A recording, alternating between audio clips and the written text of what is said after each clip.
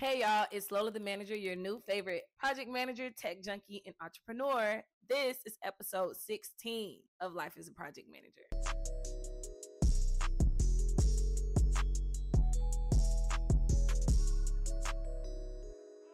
So, if you're new here, welcome to my Life as a Project Manager series where I just drop gems about what I do as a project manager, things I've experienced, and this is beneficial to you if you are interested in becoming a project manager, if you're already in the field, or if you just want to keep up with the kid. In today's video, I'm going to be talking about kickoff meetings. If you've been following the series, you know that we've been working on this mock restaurant website launch in which we have developed an entire project charter, project schedule, a resource plan, a communication plan, a risk management plan, all the plans, all the documentation, all this, that, and the third. Now we're transitioning into the different types of meetings that we have as project managers. I'm going to show you firsthand how to facilitate those meetings and how to prepare for those meetings. Kickoffs are signature meetings for all projects as it officially starts the work that needs to be done for that project. So all the documentation that we have completed up until this point has prepared us for this meeting. Now, depending on the company you work for, some of the things that I'm going to point out in this video you may not need to do. However,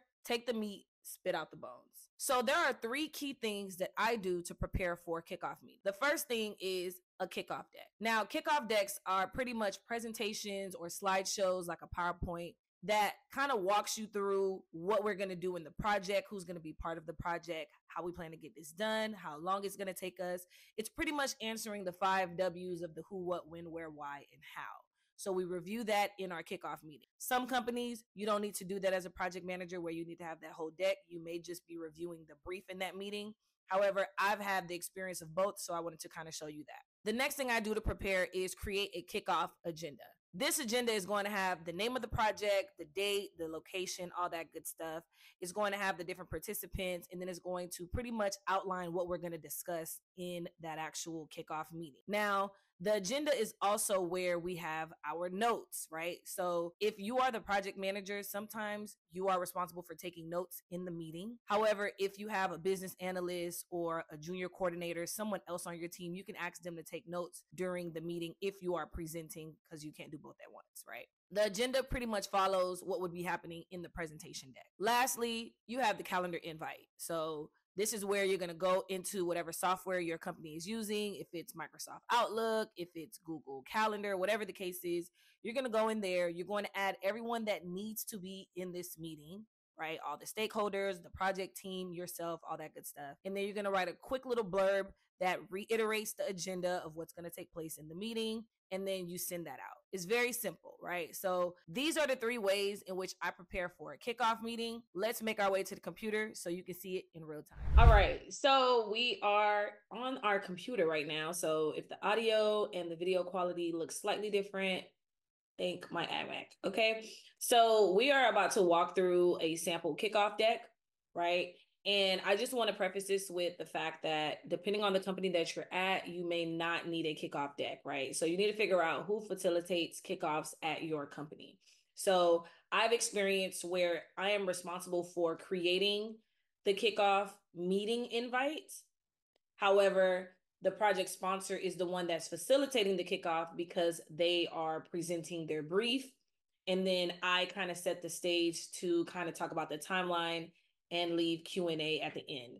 And then there are times or companies in which I've worked for where I have to actually create a presentation and I am going to present that actual deck, that PowerPoint, to the team.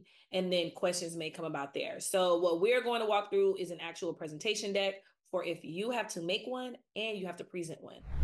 Okay, so this is the title page, the cover page of our deck, right? So it's going to have the project title. Ours is the Launchpad Restaurant website. And then it has what type of meeting this is. This is a kickoff meeting. And then it has space for us to add the date. Then depending on the company that you're at, you may be asked to incorporate icebreakers. Icebreakers to me are awesome, especially if there is a major project and you probably are going to be working with these people for a while.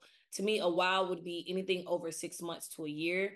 Or even more than that, I would recommend doing icebreaker because these are people you've never worked with before. And that's another reason to even have icebreakers is when you're not working with the same teams, if you're pulling people from different areas of the actual business or people from just different companies or vendors, you may want to just do this. And this is just a sample icebreaker, a quick show and tell. If you're on a virtual meeting, you can just tell people, hey, you have 1 minute to go find something of significant importance to you. And then when they come, they kind of show you and they tell you why it's significant to them.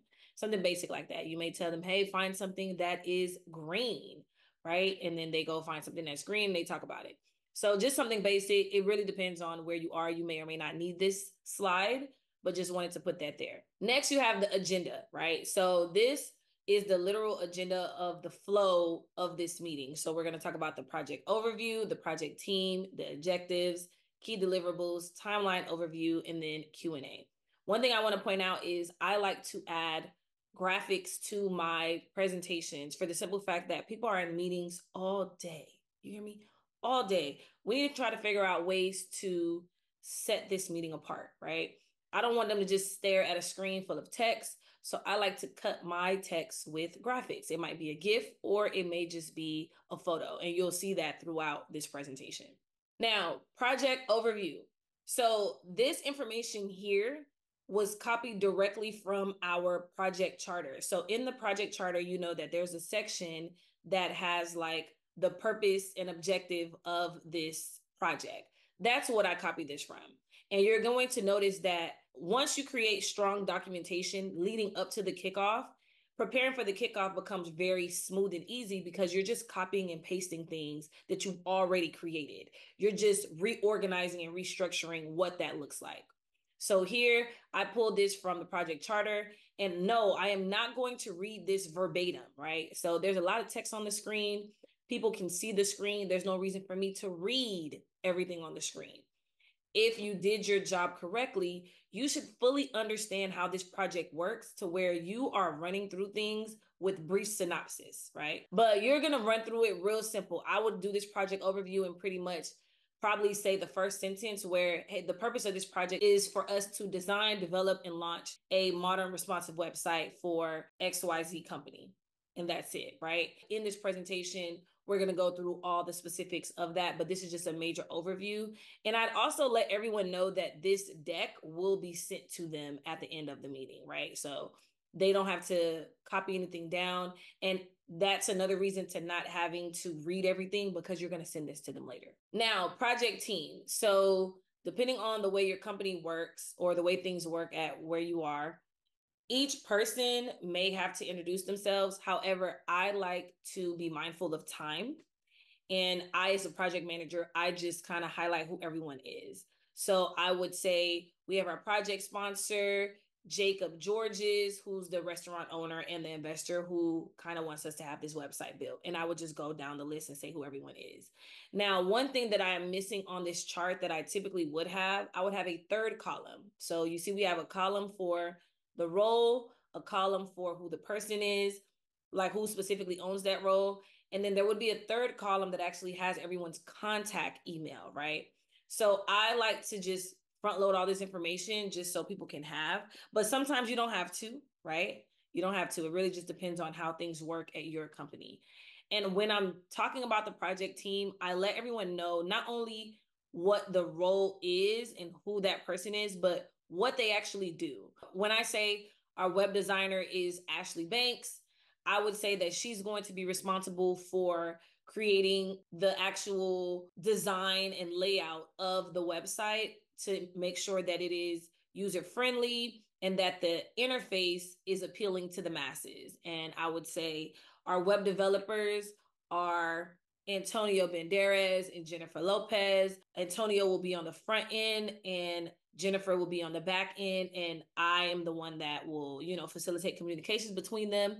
I kind of let people know what they're actually doing, right? And remember that some people in this meeting don't know what other people do. So saying front end and back end is like what? And I would just say like, hey, they're coding. They're doing the code for the website, right? Like I say stuff like that. Then we're going to go to key objectives. As you can see here, it's very bullet points that were pulled directly from that project charter that we developed a long time ago. So we took the key items from there and we put them here. This is where we say, we reiterate, we're designing and developing a responsive website, implementing online ordering systems, integrating social media and marketing, and then we're launching on the end of August. Just that simple. Then we have key deliverables. And so these are the deliverables that would be done throughout the project. By the time we finish, everything has been completed. So we are building out a website, right? So at the end, the website is what we have as our tangible final deliverable. However, to get to the website, we have these deliverables that take place, like the wireframe, which is a sample of what we see here, like the breakdown of what it's going to look like on the back end and stuff like that. And one thing I do want to point out is, as a project manager, no matter what industry you're in, do not get overwhelmed when you see these different type of words and things. The people in the meeting that are responsible for doing the work understand what that means.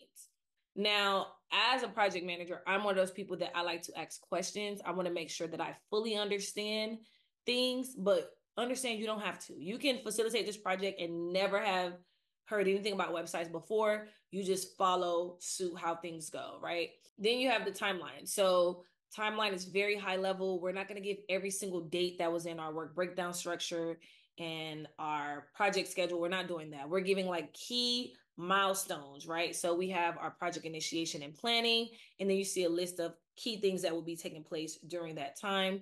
Then we go into website design and development, content creation and SEO, testing and quality assurance, and then launch and promotion. So there are tons of steps that take place in between all of these, but we just want to do a high level overview of that timeline, and everyone is going to get access to the actual schedule that we created. And then I close out with a Q&A. So this is where I open the floor for others to speak, right? I give my voice some rest. I will specifically call out the project sponsor, like, is there anything that we missed? Do you feel like we need to review anything? I'll call out the project team, the designers, developers, the content strategists, everyone else. I would ask them like, hey, is there anything that we missed? Is there anything we missed? Is there anything you guys need clarity on? Calling people out kind of forces them to speak up, because I don't want you to try to speak up later. Like when we're not here and then you're sending me a message on the side like, hey, were we supposed to ask? So that's how this whole thing would play out. All right, so now that we've completed that kickoff deck, now we're going to transition into our meeting agenda / notes, right? So when I say meeting agenda / notes, it's pretty much a document that mimics a little bit of what the slide deck has. And it's a space for whoever is responsible for note taking in that meeting to add notes. And then at the end of the meeting, they will send those notes out to everyone. Hence why it's called an agenda and a notes. It's considered agenda when it's just kind of like the outline of what we're doing. It's considered notes once you add to it information that we would not have known until we had that meeting, right? So let's go over to that screen to see what we're working with. So our meeting agenda / notes is very bare bones, very basic. It's a simple template that is designed to be filled out by either you, the project manager. So if you are not presenting an actual deck, then you kind of have this on the side so you can take notes. And if you are presenting the deck, then you may want to assign someone else on your team to take the notes, right? So you have the title, right? We have our title, which is our Launchpad Restaurant website kickoff. We know that these are the agenda / notes. We're making sure that the date and time is here, the location is here. And then we have this checklist of attendees or participants. Pretty much you'll check off each person. Here you would actually have the names of the people, but because I have not made up any names for this mock project, we're just going to put the roles, right? So these people would be there. But typically this is your project team, your stakeholders, your sponsor, all that. Then to me, one of the most significant parts of any type of meeting agenda / notes is the action items section. So action items are tasks or actions, like things that people need to do, right? So when you hear the word verb, right, a verb is an action, right? That's something that you need to do. So here in meetings as a project manager, this is where your ears should perk up when you hear someone say, hey, can you do XYZ? That's an action item that needs to be captured in our action items table, right? So in this table, I include the item number. It's just a way to stay organized. So I would continue to add rows and it would say item 3, item 4, or whatever. It's just a better way to kind of highlight when this list gets very long. You don't want to have people struggling to figure out where you're talking. You just want to say, hey, I'm talking about item number 4, item number 2, item number 1. Then you have the owner. So who's responsible for doing that task, right? So here it says PM, that stands for project manager. You would actually put the name of the person that's responsible for it. Then you will put the actual task. This is not designed for you to write a thesis. It's very quick, straight to the point. What is it that needs to get done, right? Side note, KO is short for kickoff. I'm assuming you would have caught that. And then we have the due date. When is that due? So you as a project manager, you're probably tracking these action items to make sure that they're getting done, because this is your meeting. Your kickoff is your meeting. And then now we go into notes, which this mimics what you saw in that presentation deck. So while we're presenting the objectives, someone is probably taking notes of like key objective things. Someone's taking notes on the key deliverables, the timeline, and then questions that were called out at the end that we need to kind of highlight here.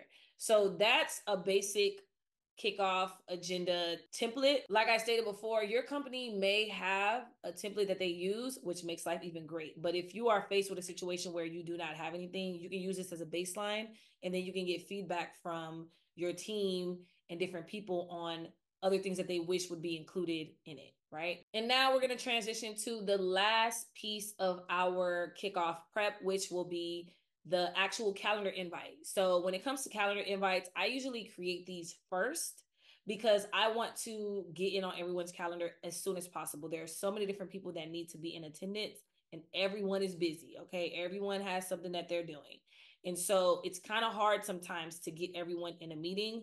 So this is actually what I create first, then I go create the deck, and then I go create the agenda for that meeting. All right, so let's go on over to that. Okay, so this is what the calendar invite would look like. Obviously, this is not Microsoft Outlook or Google Calendar, but these are the elements in which you would add into those systems, right? So your company may have a best practices template in which they kind of break it down for you like this. If they don't, feel free to take this, okay? So we're gonna start with our invitees, right? So who needs to be here? We have our sponsor, our project manager, the team, the project team, meaning the people doing the work, the designers, the developers, content creators, all of that, the stakeholders, etc. Then we're going to go to the subject line, right? And so I get very granular with how I do things. The reason I feel like this subject line matters is because there's so many things popping in people's inbox in their calendar. And so you want to make sure that your meeting is not missed. So one of my favorite things to do is use capital letters, and because they stand out. And I like to let people know exactly up front what's taking place. So I like using the word kickoff, and then I'll put the project name.